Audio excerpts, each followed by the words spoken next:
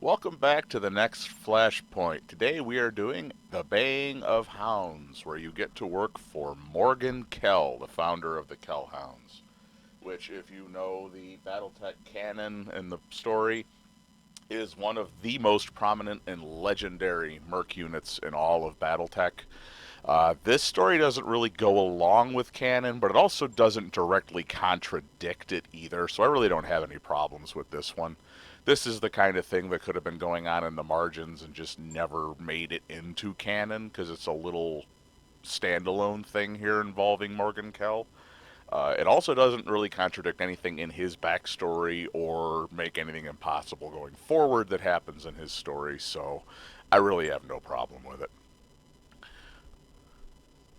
They make an allusion in this to something coming up about his disappearing mech, which I will mention when it gets to it. It's an ability that his and a few other characters have in BattleTech, which in the 80s, when they were establishing the canon, they hadn't really set the hard ground rules for what was possible in the BattleTech universe. And they kind of allude to him and a couple other pilots having what is a borderline supernatural ability. It's then kind of retconned to still exist, but be more something that was embellished and made to sound more spectacular than it is, although it does still exist in the canon. I'll explain more when we get to it. Also, I have a little bit of fun with the editing of this one, as you'll see when it gets into it, because my commander character in this goes on one heck of a tear, as I'll show when it starts, so you'll see what I'm talking about. This is one that I really wish they had these voiced, because this would be more impactful to have him actually talking to you rather than just a static picture with text underneath it. But, the game is what it is. As I've heard, a lot of this stuff in the original game, they lost all the voice files for what was recorded, and I think going ahead when they added the later stuff. Oops, I gotta change the sound output on this. Give me just a sec. When they changed the later stuff and added things into it in the DLCs and stuff, I think they just went with that where they could have uh, done them voiced, but it kind of would have been incongruous with what was already in the game, so they just went with the way it was. I really don't have an issue with it. I just think it would have been more immersive to have the voice, but it's what it is. It's as I say, I think they just went with what was already there because none of the stuff in the main campaign was voiced, so they decided to just keep going forward that way. This looks like an ideal place for an ambush.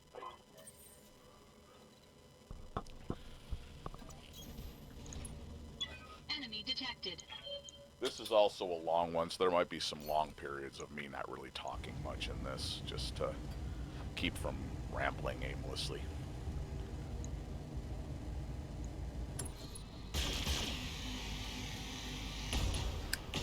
Relighting my cigar there, sorry about that. Enemy mech. Critical damage detected.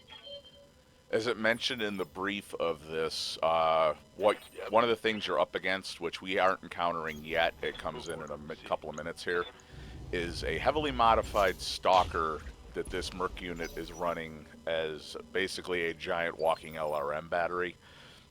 That's actually where I got the idea to do that with my stalker, and I really liked the idea, although I put even more missiles on it than theirs had to make it even more effective. I use it as a, stick to the rear and fire support assault for the three closer in assault mechs. Commander? So I didn't give it any direct fire weapons. It's just a walking missile battery, which is basically what this one is, but if I remember right, it does have some missile, or lasers and other things on it that I was like, it really doesn't need that. I've never run out of ammo on the thing to have to get in to use direct fire weapons with it, so why waste the tonnage and the heat? Couple of dragons here. So Thunderbolt and two dragons, not exactly something to slouch at in support of that stalker, but dragons are also very vulnerable. So as we'll see here, I think this is where his ridiculous little streak starts.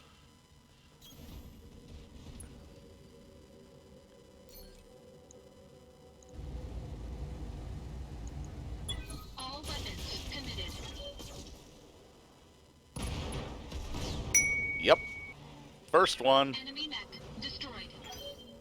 That pops up a few more times in the course of the 3 battles that are involved in this little mini campaign here.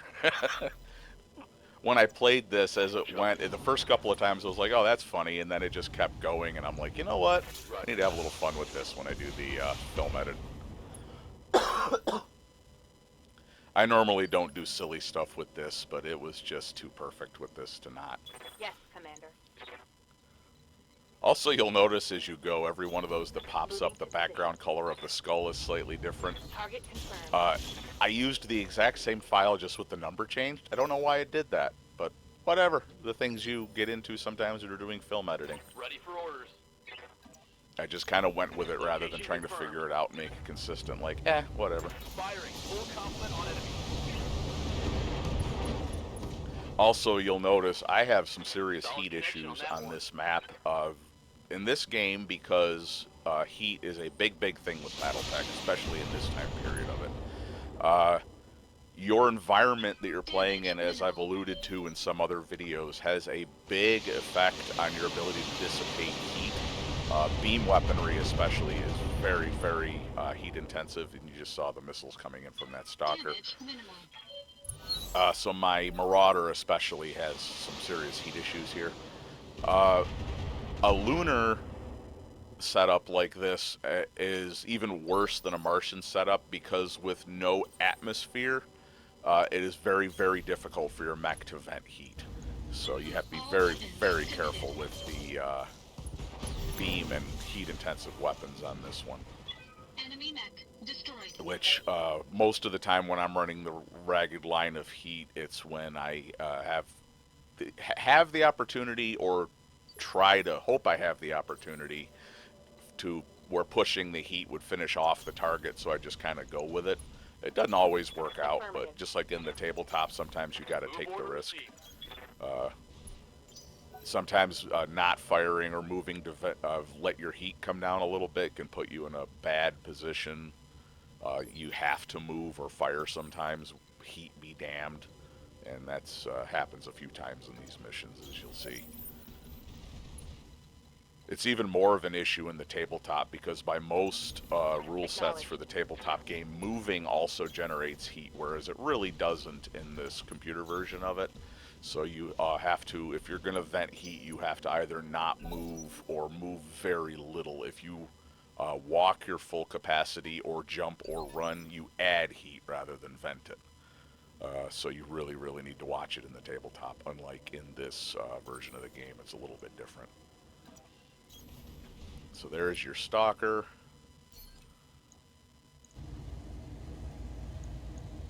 All weapons Primary committed. target is taking damage.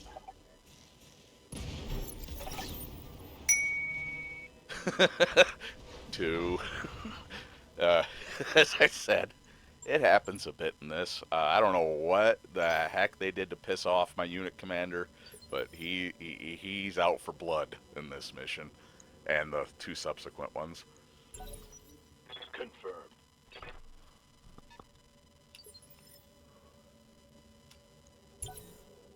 Copy that. As I was playing this, by the end of the 3rd mission, when this just keeps happening, I was like rolling, laughing as I was Roger playing that. it. Digging in. This is also one. The combined edited down to this is almost a full hour long.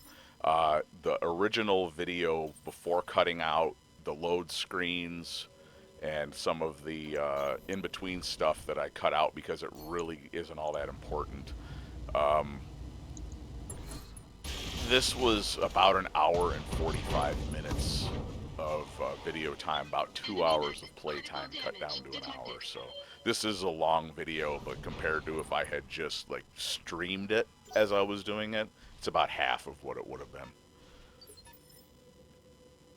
That's one reason I prefer to do these and edit them down rather than stream them, even if my computer could handle streaming, is I think it's a little less annoying with the time elapse doing it this way. You're not sitting on loading screens and everything else, so. These are ones I would prefer to watch them in this setup, so this is the way I make them. Standing by. Nothing against streaming. I do watch some streamers, but On my way. games like this where you're going in and out of missions with load screens, it gets annoying.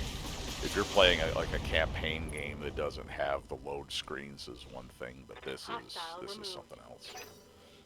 I think after I'm done with the BattleTech playthrough, or as it's winding down and I'm looking for something else to do, I might start doing a 1 hour at a time playthrough of Empire Total War. That I will basically record and put out as it goes, with maybe cutting out some loading screens going in and out of battles, but other than that, because that's a totally different format and setup from this, so.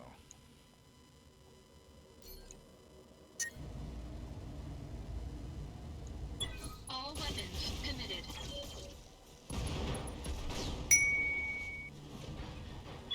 Enemy mech destroyed. And there you see the heat. Heat critical. It was Shutting worth it down. for the headshot. That archer is very dangerous. I wanted to take it off the field as quick as I could. It says something, too, about the kind of run my pilots are on in this one, that the most damage any of my mechs take is from their own heat through these 3 battles.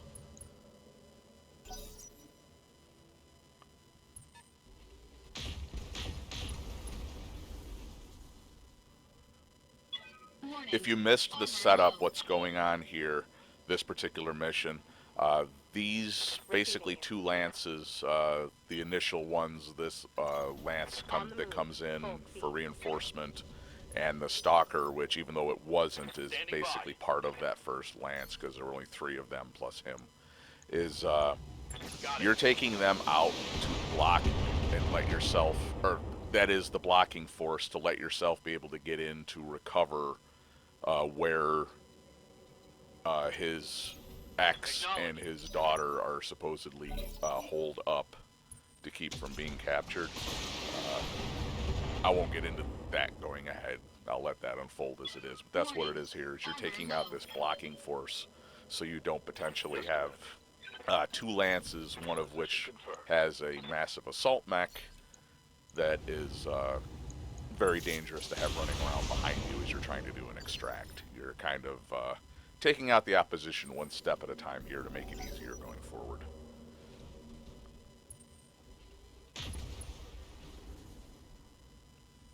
Minimal damage on that hit. Good to go. If you've read the novels, are familiar with the background lore of BattleTech, this is taking place before the death of his brother Patrick.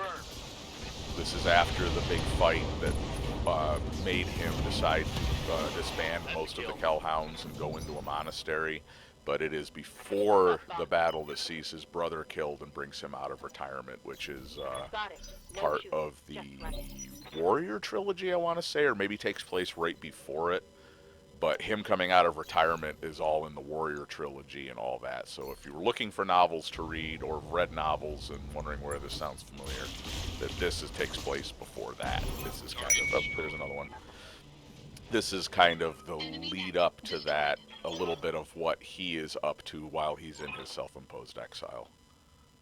Again, it doesn't contradict anything that's in the canon, but it doesn't exactly go along with canon either. But I don't have a problem with it. This is one of the ones that I'm like, yeah, this doesn't contradict or negate anything that we know of in canon, so I really don't have a problem with this one. So now we're going into the second part. We've taken down that stalker and its support. We can move on to the rescue operation.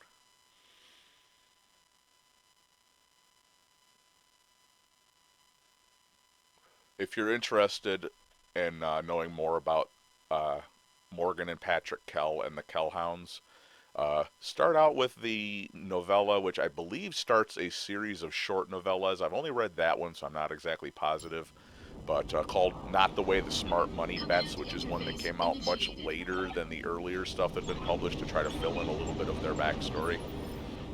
Not a bad read. It's written by they're written by established authors. I believe that one's Michael Stackpole.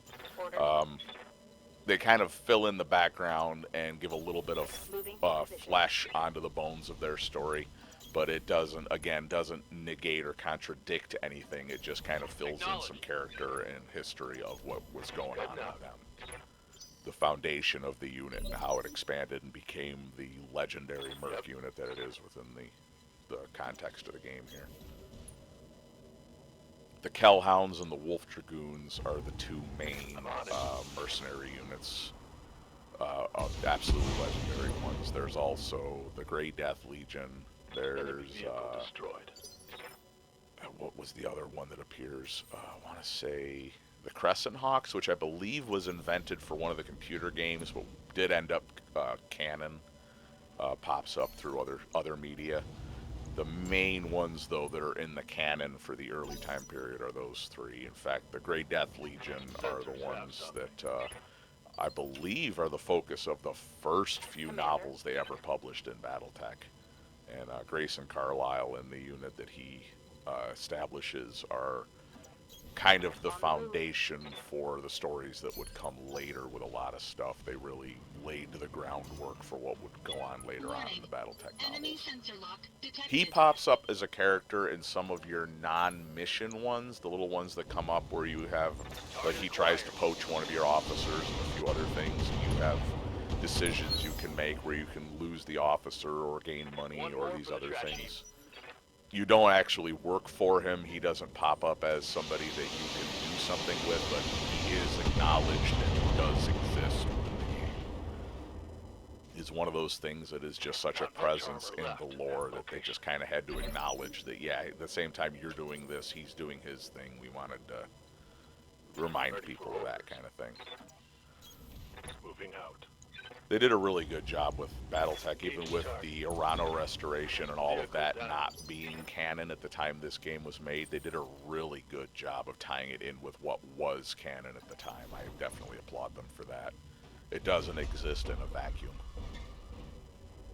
It basically, you get the feel that what you're doing, even though it's very important to you, to the wider universe, nobody is even aware of it or gives a shit as to what's going on here on the periphery. You're just your own little story within the, you know, huge universe that is BattleTech. Reporting. One less vehicle.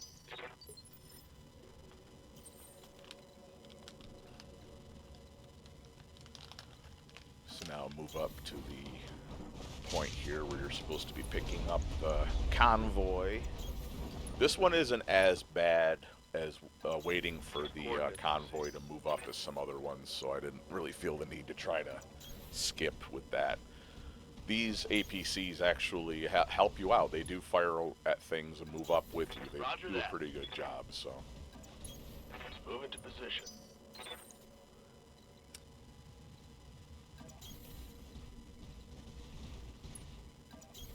On my way.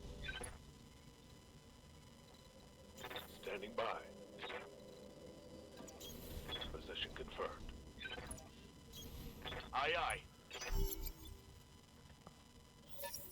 Knowing how the convoy stuff usually works, I moved most of my mechs a little bit further ahead to be able to engage rather than move right along with the APCs to keep them a little safer. I still end up losing one, but it makes it easier if you've got your mechs further ahead.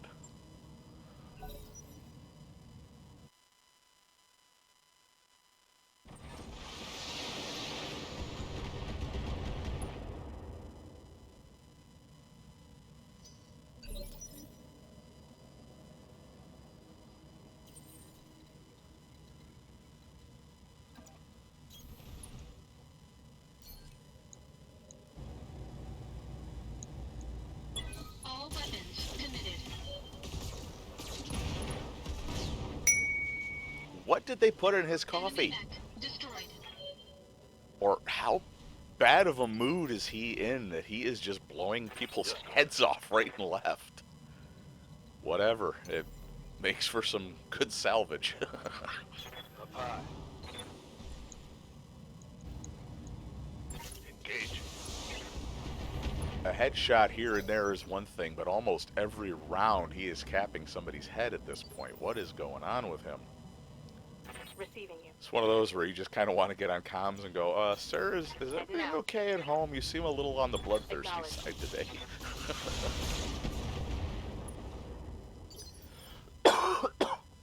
Waiting for orders. This is also, I cut over that part, cut it out. This is a consecutive deployment unless you change your mechs there in the condition they were at the end of the previous one. I kept him in his Marauder because he only had some structural damage from the heat, but his armor was still perfectly intact, so I just kind of said the heck with it and figured he could vent heat and it could restock people's ammo on the dropship between point A and point B. Let's just go with it and keep it going. Seems more realistic to me that way. I mean, you're moving around in a Leopard. It's not like you've got 16 mechs crammed into that Leopard so you can change it out. Leopards only have 4 mech bays on them, so I just kind of went with what we deployed was what we had, for better or for worse. It's a little more authentic feeling to me that way.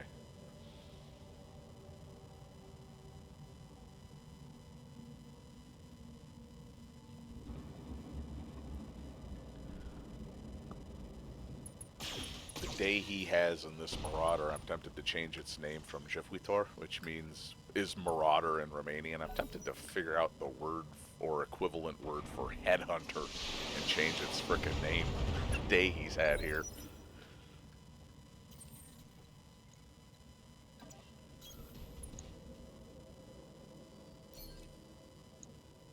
Oh, it couldn't possibly happen again, could it? No.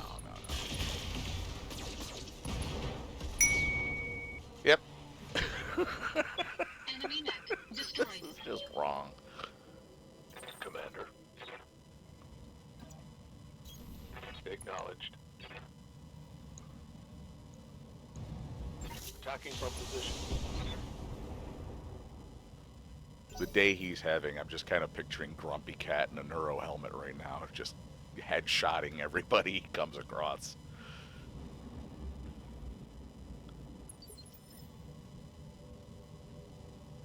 Waiting for orders.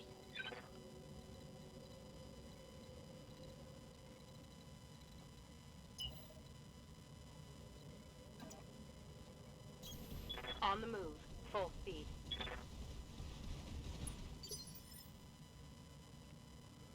Commander.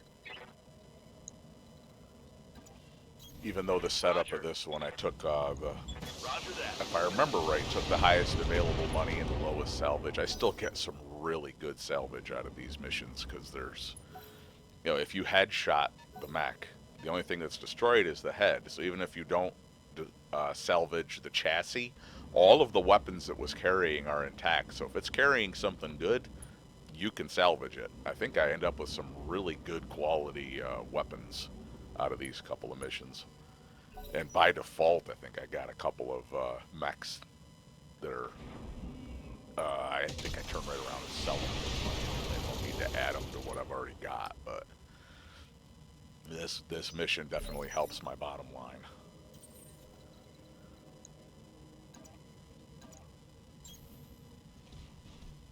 Engaging physical attack. I didn't count that one as a headshot, even though Enemy it's unit just as brutal. destroyed. Orders.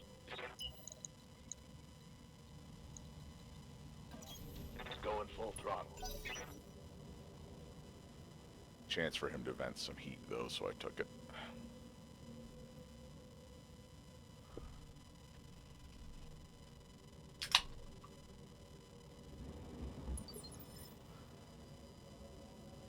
Yes, Commander.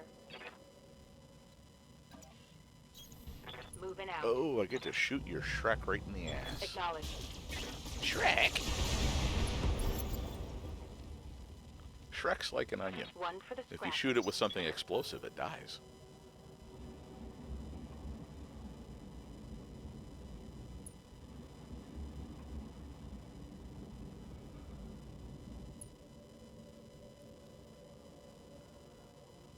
Meme and movie references aside, the name Shrek on that thing with the way it's spelled, it's actually from the German word for terror, which is appropriate for a tank with 3 PPCs on it.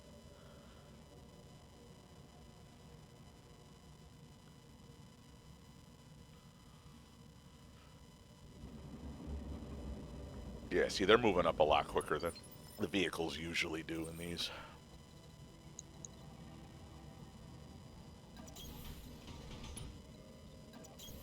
Roger. Confirmed. Location confirmed. If I remember right, in this mission, the enemy mechs don't always spawn in at the same place here. I just happened to guess right going forward. I think sometimes they also come in from the far right side of the screen there. Although I could be thinking of a different mission on that one. You're in position, Commander. Hold your Because they do ground until the reuse package maps a is few on its times. way.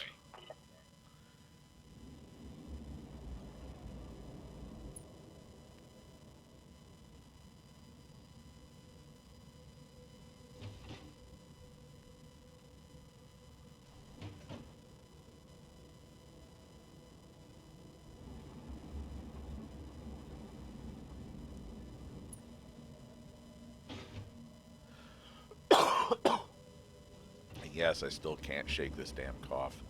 I was just out running errands for an hour or two before I recorded this, and I was coughing on and off the whole frickin' time I was driving around. Ugh. Hate this time of year.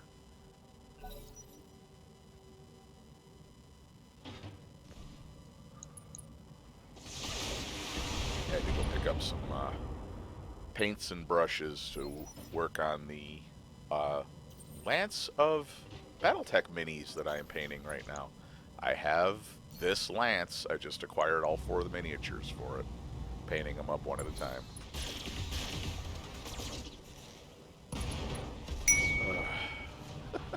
It's just Enemy wrong. mech destroyed.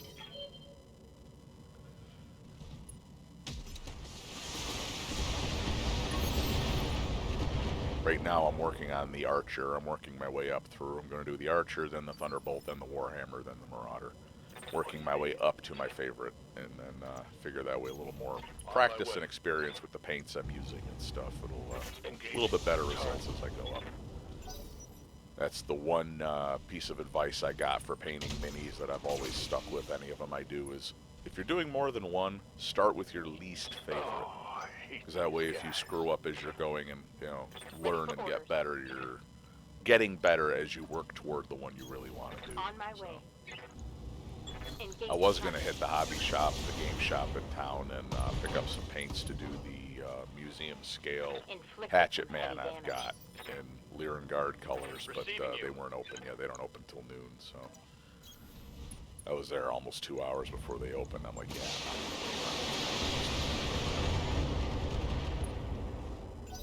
But I had to go to the store to pick up a few other things, and while I was there, hit the craft and hobby section of Walmart and grab some paintbrushes and a couple other little things.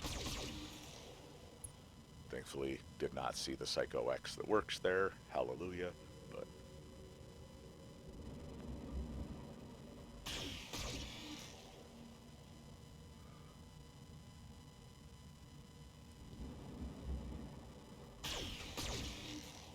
most people don't like Walmart because the place is a dump and Objective all the other secured. shit. But I don't like it because it's where Satan works.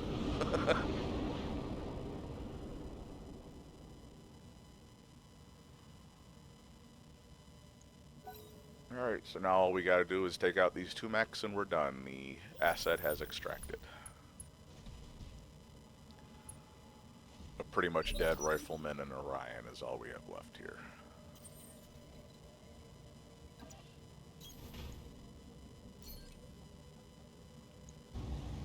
No, don't even tell me. I don't remember. Nope. Thank you. Did hit it. Didn't kill him, though.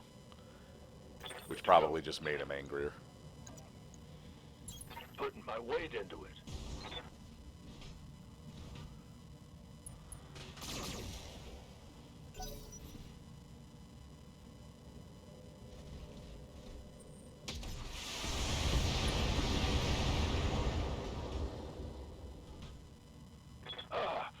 Crap. That shot At this was point, I'm internal. picturing my Good to commander go. here like the stereotypical Aye, aye. old Marine or something. It functions entirely on coffee and rage. That's why he's head shooting everybody. He didn't get his coffee that morning. He's not happy about it. Mech destroyed. Yes, Commander. Position Or confirmed. somebody told him they're what's keeping him from his coffee, and he's just destroying everything in his passing in his cup. I can sympathize with that. People at work know not to talk to me until I've had my first cup or two of coffee in the morning. They're getting the angle on me.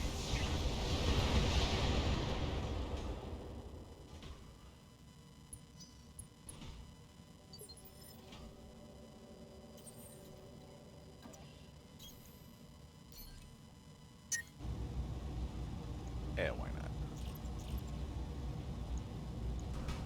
Engaging target. Oh, yay. See what I mean? Every background color is different. Destroyed. I have no idea why it did that, but makes it interesting. So, 2 missions, 8 headshots so Mission far. successful. He's got 9 or 10 kills in 2 missions, and 8 of them were to headshots. That's horrifying. That's the kind of thing where you get back to the dropship and all the rest of your lances just kind of keeping their distance from you after that one.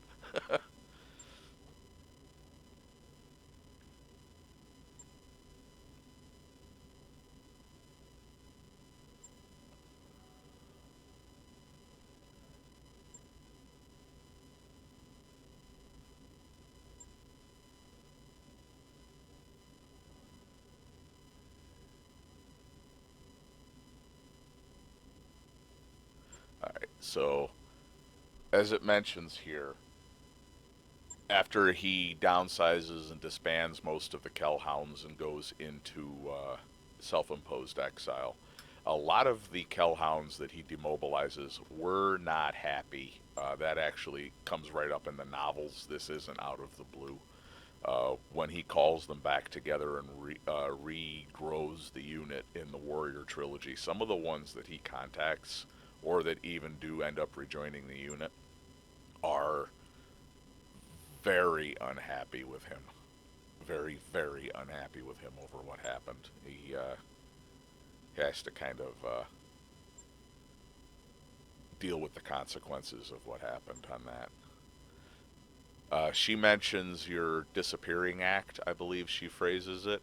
In the battle that he ends up deciding to go into a monastery afterwards, the unit is about to be overrun and annihilated, the ones that are on planet anyway, not the whole unit, by force from the Draconis Combine. And he marches out and challenges the unit commander to one-on-one combat, samurai style, complete with reciting his lineage and everything in Japanese, just like, they do. And in the fight, he is dead to rights. He should be killed. He should be dead. There is absolutely no way he should have survived the fight. However, as happens, and it doesn't happen in the novels, it's only talked about, but the members of the Kell Hounds and the Draconis Combine mech warriors that are watching the battle, basically the Warhammer that he's fighting gets up to point blank range and repeated alpha strikes and everything else. It cannot hit him. The shots are going wide, they're falling short, they're going over. They cannot hit. The enemy warrior cannot target him. And they say he actually disappears from their sensors and everything else like he doesn't exist, like he's a ghost. And that's when he decides something weird happened and he needs to think about it, and that's when he downsizes the unit and everything else. In the Warrior Trilogy, it comes back to that. He has a rematch with that warrior who also, by that point, apparently it's something you can figure out how to do. As I say, the canon fluff was in flux early on. And learns the skill, and the two of them have this fight after that warrior had used that skill to kill his brother Patrick, who could not fight back because he could not target him. So basically it's referred to as the Phantom Mech ability. A couple of times in the canon, in the lore, it pops up that other warriors are capable of it. it is never really explained in any sort of satisfactory, non-supernatural way. And going forward, when they establish that this is hard Enemy sci-fi, detected. there is no supernatural abilities or mysticism in this. It's not Warhammer or any of that other stuff. They kind of Standing by. ignore that that happened, and it's never really mentioned again, On the move. except as this supposedly mysterious thing that had happened with Morgan Kell and Yorinaga Kurita and a few others over the years. It's kind of swept under the rug and forgotten about. It's not ignored. They don't say it never happened. They just kind of move Waiting past for it orders. and have it be one of these things that happened in the past that other people refer to, but it's never really explained or explored further. That hit something good. I like that the voice for Morgan Kell in this, it's not a dissimilar voice from what's in the usual standard pack, but the line delivery is a little bit different. It makes it a little more unique. I like that. It's not like they hired somebody to do a specific voice for him, which they could have done, but whoever it was that they used for it from the voice pack, they delivered the lines with a little bit more panache. Oh, look at Enemy that. mech destroyed.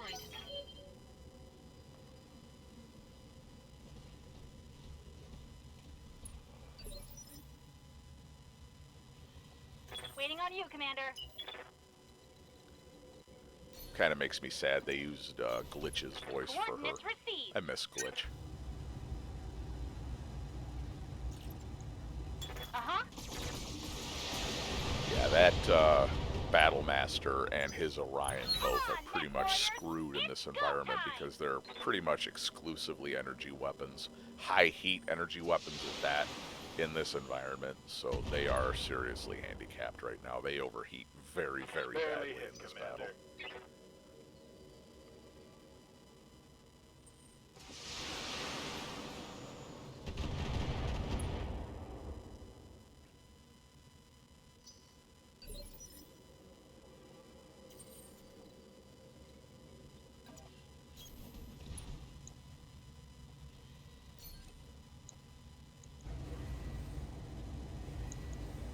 All weapons committed. Hit him in the head, but didn't kill him. Enemy mech critical damage detected. Seriously rung his damn bell, though. His head's smoking.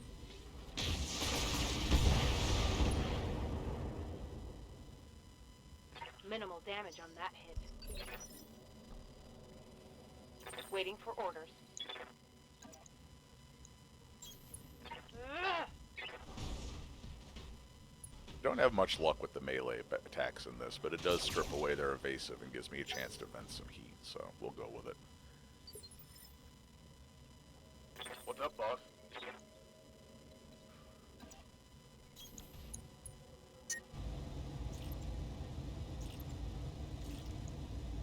Target acquired. Yeah, I'm playing the game of having to turn his weapons on and off to try and keep him from doing that.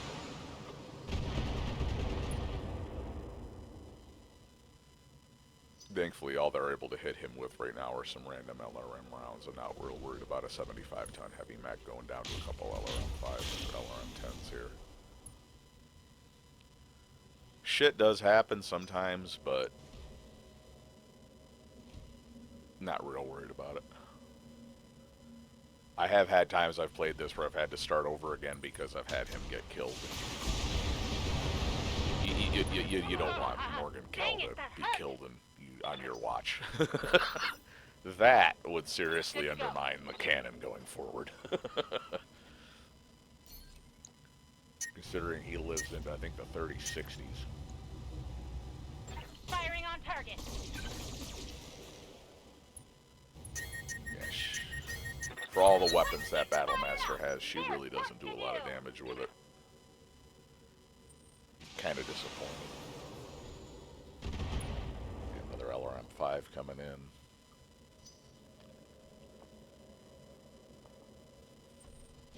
They've got a couple of hard hitters over there, but none of them are missile boats.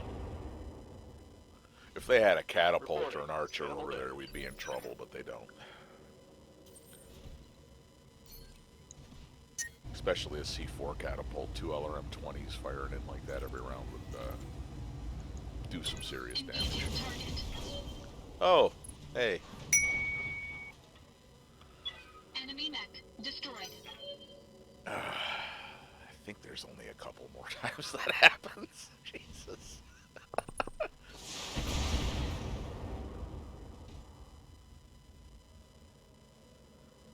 What I do with these, the voiceover is the last step. Yes, Commander. I do any of the editing, and as you see in this one, any additions that I make, render the entire video and then do the voiceover. It adds extra steps, but I find that if anything goes wrong with the video, because sometimes even with this much better program, you do occasionally have issues rendering. If something crashes and something's lost, I'd rather have the video already rendered and the voice over file be separate and able to just put them back together again and try to do the rendering again, rather than put in all the work to do it all in one step and then potentially lose it, as I have had happen before. And that seriously did not enhance my comm, let's put it that way. That's a lot of work to lose, so I do it one stage at a time. Usually I do 3 separate renders of these. I do the one with everything edited down to the length I want, and then if there's one in this, or like you see in this, where I add things to it, that's when I do the second rendering with all that stuff added, and then the third is putting the voice over in as I'm doing it right now. I also sometimes will do a 4th render after that, because if the voice runs long, I don't like to leave just the black screen at the end, so I'll add some stuff at the end there with the pictures. That's why sometimes the voice and the video and the other stuff might seem a little disjointed, is because I'm not doing it all in one shot. So, like with the last one, when I added in the stuff at the end, the ranting about how the Dobrev stuff really doesn't make any sense in canon, that all the map and pictures and everything were added in after I had done everything else and put it all together. That was the final step, so.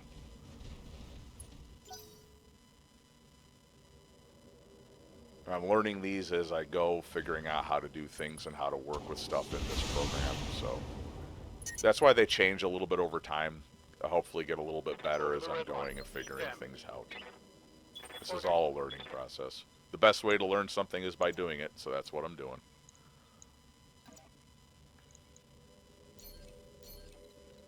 There's a big difference between doing these voiced and edited and put together into a coherent thing that sometimes is an hour long, as opposed to what I'm used to doing, which is like 5-minute music videos of game footage. So this is very, very different from how I usually do these videos.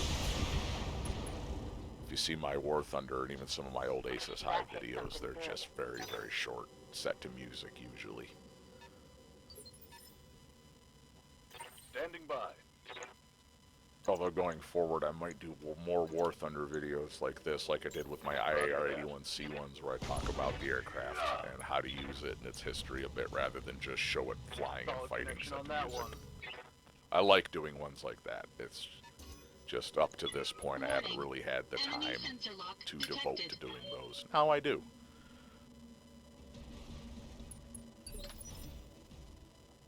Commander?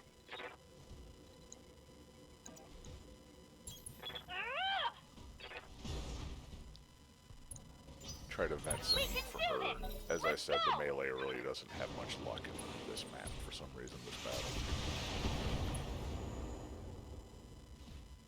Oh, an assassin.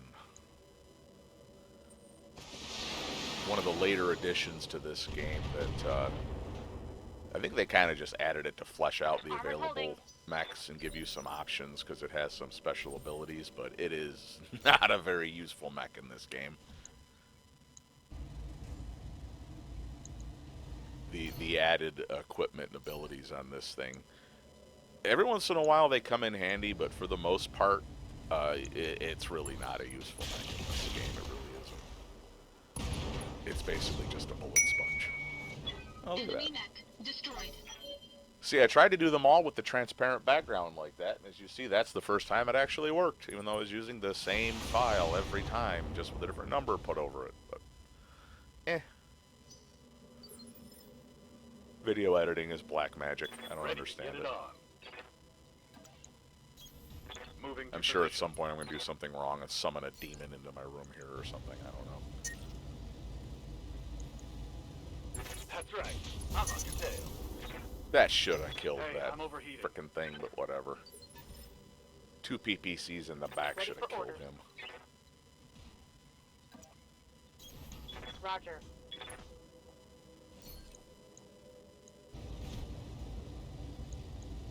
Firing at enemy 6. Like that did.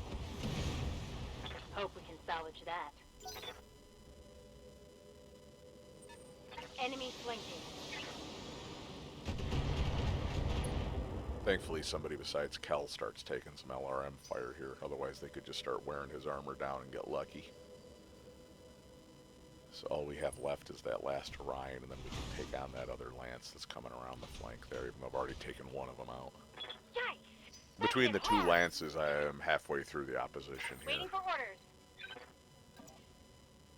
After I move up this Lance to take out the 3 that are left from that other Lance, this goes pretty quick.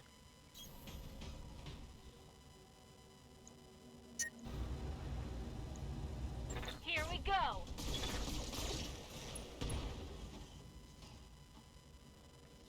That's a critical hit. Come on, Net Warriors! It's go After I'm time! done with this, I'll get it rendered up and try to get it uploaded before I head out for the day today.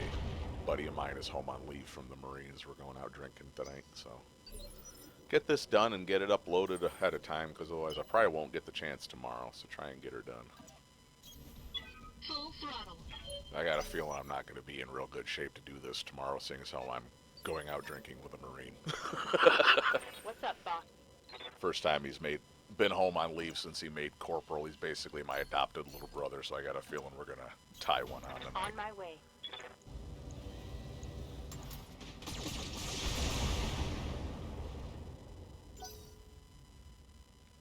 We've been friends since he was a teenager. He's now in his late 20s, an NCO in the Marine Corps.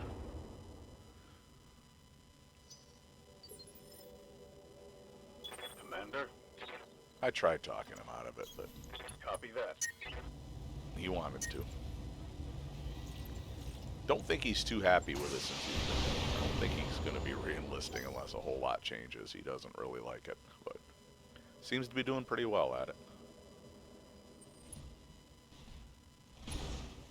I think part of his issue is he was in his mid-20s when he enlisted, and as he Can't take said, any more hits like that. he forgot what it was like to be surrounded by a bunch of dumb teenagers all the time. As he said, I don't know how you put up with it as a reenacting NCO or with all these kids that you're in charge of, because I only have to deal with them not even in charge of them, and I can't stand it. But that's a nice thing about doing it reenacting, is if they piss me off or I have a really, really bad day at doing it, I can either just go do something else or even leave as long as I'm not on the clock. So there is that.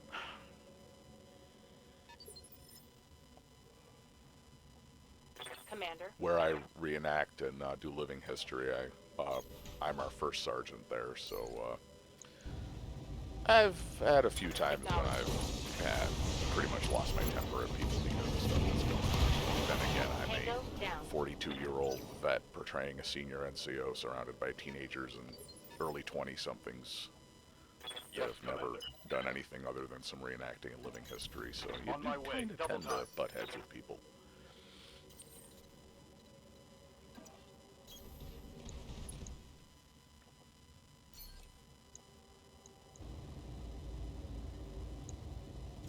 No.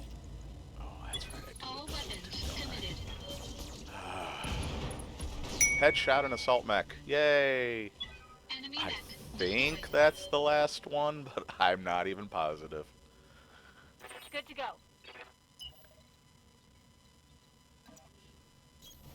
Moving fast. So at least 12 headshots Let's go. across the course of these 3 matches. 3 full lances worth of pilots blown out of their cockpits Damage minimal. in 3 battles.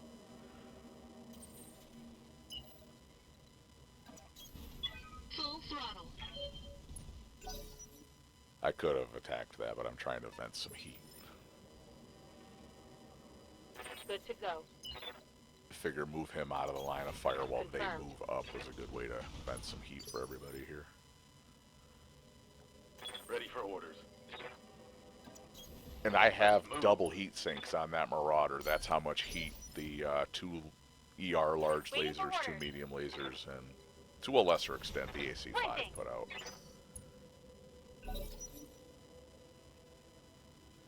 AC-5 really doesn't generate that much heat, but on top of everything else that's also firing when I alpha strike, that's a lot of heat coming out of that thing. Receiving you.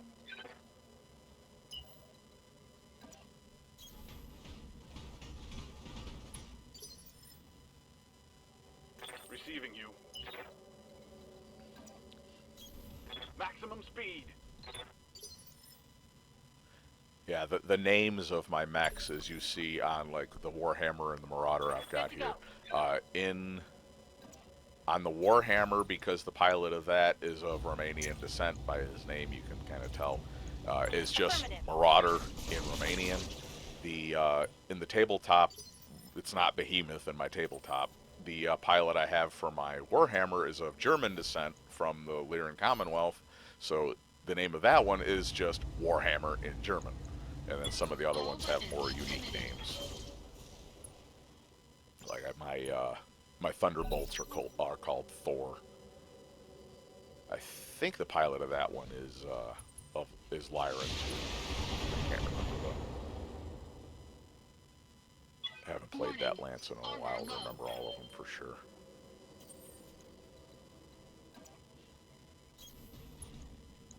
In the fluff for my Merc unit that I play in tabletop, the Hunchback that I use is called Legionnaire because the pilot of it wants a Centurion but got stuck with a Hunchback. So she calls it Legionnaire, figuring if she ever gets herself the Centurion that she wants, she can just transfer the name over and it'll still be appropriate. A little bit of the fluff that I put in there. Alpha strike. Scored a critical hit. Yes, Commander. Moving out. Confirmed. Haven't added enough to just be able to pretty much One alpha less strike with target. everybody at these last couple, so they go pretty quick. This Marauder, I think, Commander? takes a couple of shots, but On my way. his fate is already determined. Right, Commander.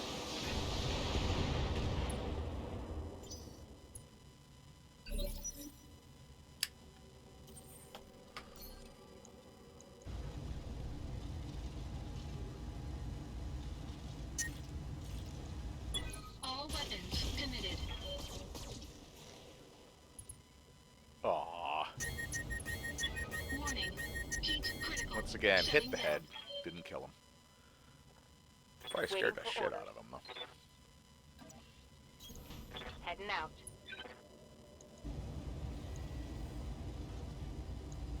Target confirmed. Okay. He's lost one On arm critical and hit. the side torso that has his auto cannon, so he's in a bad way now. I copy. Engaging with target. Risk the heat. She's running too hot. Pop him I with a gotta couple shut her down. PPCs.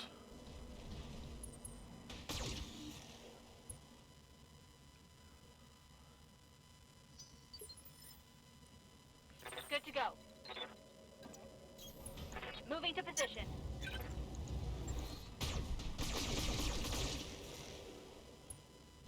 How did that not kill him? You could fry an egg in here.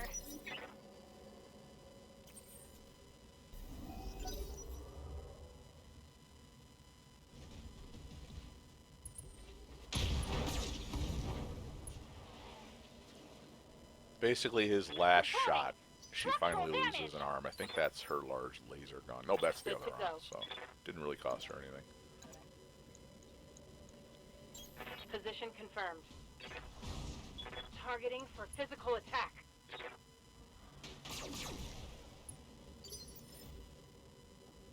Waiting for orders. Finish him off. Putting my weight into it.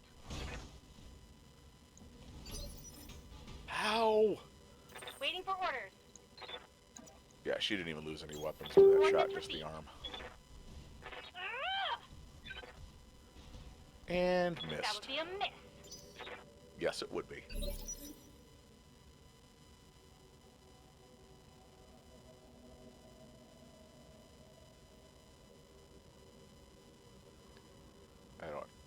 I don't remember why there's the pause here. Maybe my phone rang or something. Every once in a while I'll get a phone call from one of my kids or something just to check in with me. My daughter's 8 and my son's 5. Every once in a while they'll get a hold of their mom's cell phone and just randomly call me out of the blue. Usually just to say hi and then they hang up. Fine with me. Used to talk to him every day, but got to the point where there really wasn't, they never really had anything new to say, so we kind of stopped doing that. There we go. He's dead. So that's the end of that.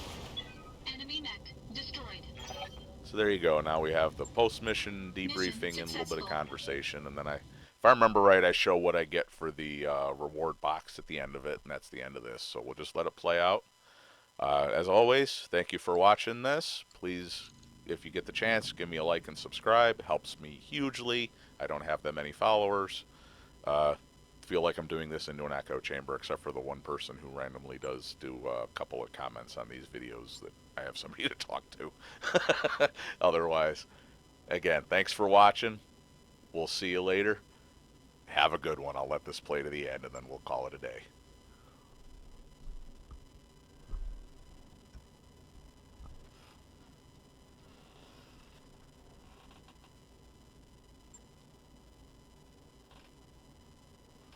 Oh, it got covered up by the little glitch in the resolution there.